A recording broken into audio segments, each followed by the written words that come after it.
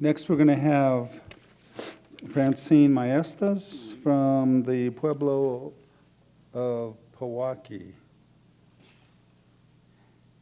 And she's going to be, well, it doesn't say. My notes are all messed up at this point. All right, here we go. She's going to be talking again about ranching in this area, and I believe some food. I believe we actually going to have some recipes. So it's the great thing about this symposium is we're not only making certain that people understand that we're incorporating traditional foods into our diets, but in some cases we're coming up with recipes that allow us to serve it to a new generation.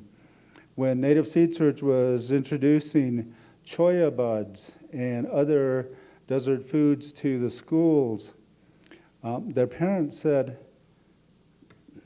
"Tepary beans, we eat those all the time.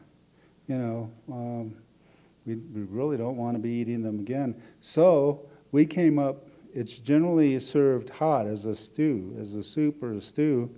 We came up with some cold recipes, and all of a sudden people are saying, "Wow, this is great." So I'm seeing and hearing about those kinds of changes to accommodate new generations using those traditional foods. And I'd like to introduce Francine Maestas. Thank you for having me. I am not a rancher. I was asked to come and speak. My name is Francine Maestas, and I'm from the Pueblo of Pewaukee. I'm the director of the Family Cultural Learning Center, which I started in 2003 after I had graduated from the College of Santa Fe with my BFA in sculpture. And I felt the need to give back to my Pueblo, so I started the Family Learning Center. With the emphasis on intergenerational teaching and learning.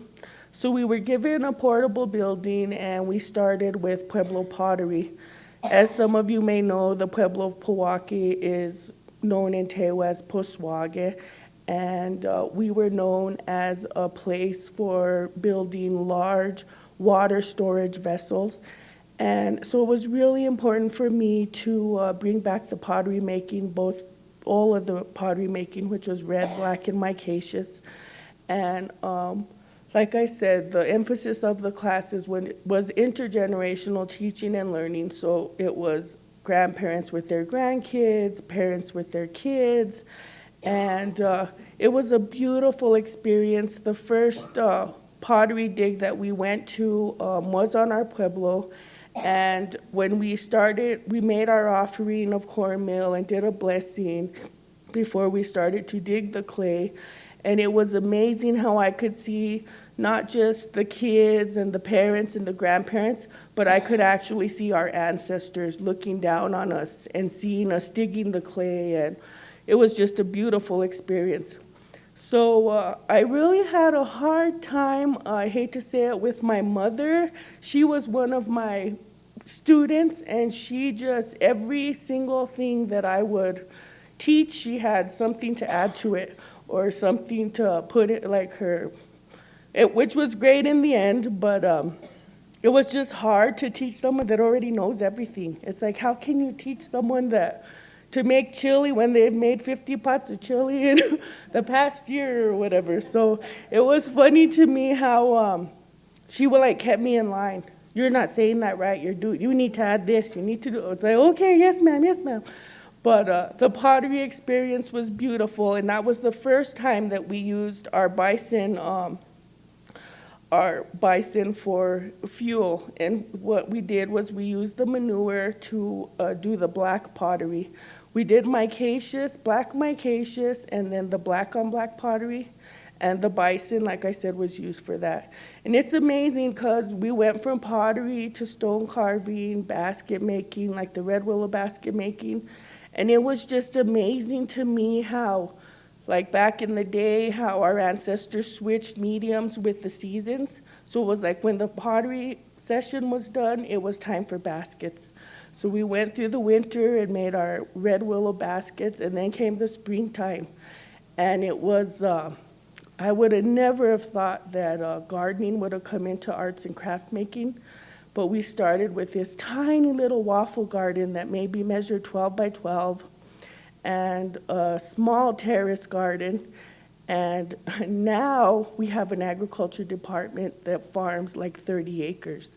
Who would have ever thought that little waffle garden and that little terrace garden would be 30 acres now? So it was beautiful that we were able to, with the garden project, have individuals go and plant gardens at their home. And again, we use the bison manure as compost. And who would have ever thought that we would have been growing eggplants and really fancy kohlrabi and different greens in the desert? We were in an arroyo with rock and no water. We used absolutely no well water. It was all gathered. So it was amazing how we used the ancient methods of dry farming and we were able to flourish. And I was just amazed at how many kids didn't know different vegetables when the eggplants were growing. What are those? Those are funny. And that's something I've never seen. And it was amazing how once they got used to that, every spring, what are we going to plant this year? And what are we going to, and we don't forget the eggplants, the purple, the pink, the white. And so it was awesome. And then who would have ever thought the art and craft making would have turned into cooking? So here we started these cooking classes, and thank goodness for the Bison program. They were able to donate the meat that we needed for the classes to start. And when I asked the kids, well, what do you want to cook? And they're like, burgers, hamburgers, right away. And I was like, okay, well, we're going to do it with bison. And what kind of stuff do you like on your burgers? We're asking, green chili and cheese and all the fixings. And it was like, well, good, well, we'll do it. And so that was one of our first recipes that we did. So we started in a little kitchen at the Wellness Center. And now we have our own facility with a full kitchen, like a kitchen that chefs would use with an island and everything. And people ask me, well, were you a chef? I was like, I'm not a chef. I never claimed to be a chef. But our recipes spoke for themselves. When we were able to combine the garden project and then the cooking project, it was just amazing how we went back to the traditional way of eating. The first thing that we pulled from the garden was the blue corn, and we did blue corn pasoli. And it was amazing to me how my mother, of all people, remembered that from when she was a child. And she said, I remember eating this blue corn pasoli with grandma. And it was like amazing to me how she, just one bite of that pasoli took her back to her grandmother.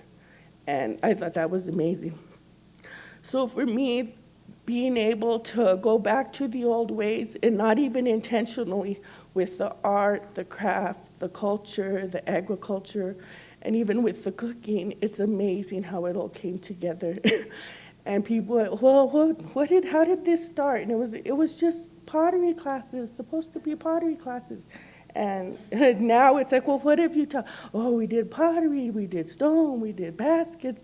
And then what'd you do with the garden? Well, we did waffles, we did terraces, now we're doing the farm. And I'm not a farmer, like I said, and my mother says, you work on a 30-acre farm, you are a farmer.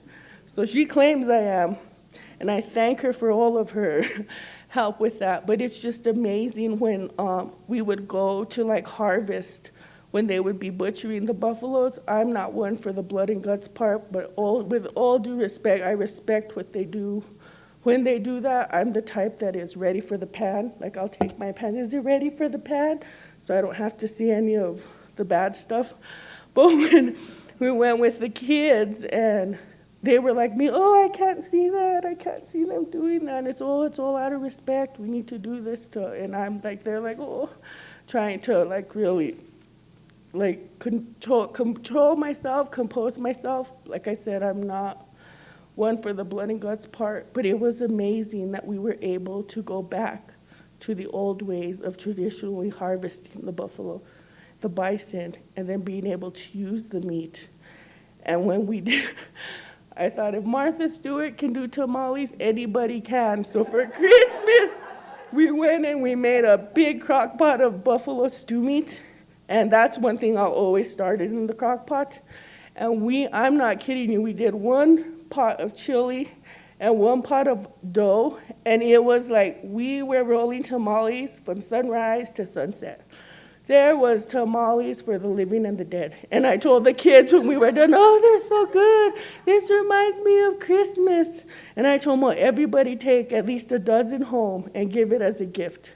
So they would go, and they were so happy. Every time we did cooking classes, no matter what it was, the kids being able to take something home with them just meant like so much to them.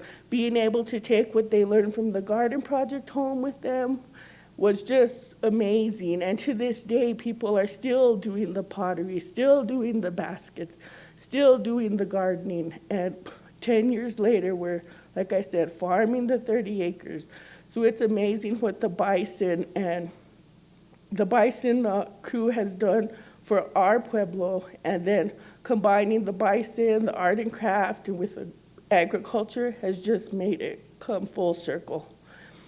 And I just thank our Creator for letting me start the classes and continue them, and to be able to work with the kids is really important to me. The adults as well too. I'm not so much into the criticism is good as long as it's constructive. But like I said, my mother, just that woman, God bless her for all she does. But she always, like I said, kept me in check with whatever we were doing. And it's just amazing today to be able to look forward to our yearly packages that they give us of the Bison. Or people say, are we going to do tamales again for Christmas? Or are we going to, in the spring, going to go get our compost? And being able to have access to that, I think, is really important for people to say, can we still get the manure so that we can fire our pottery at home? Can we, start our own little gallery at our home? And I just think it's really important for them to take advantage of that, and our tribe has allowed us to do that. Thank you.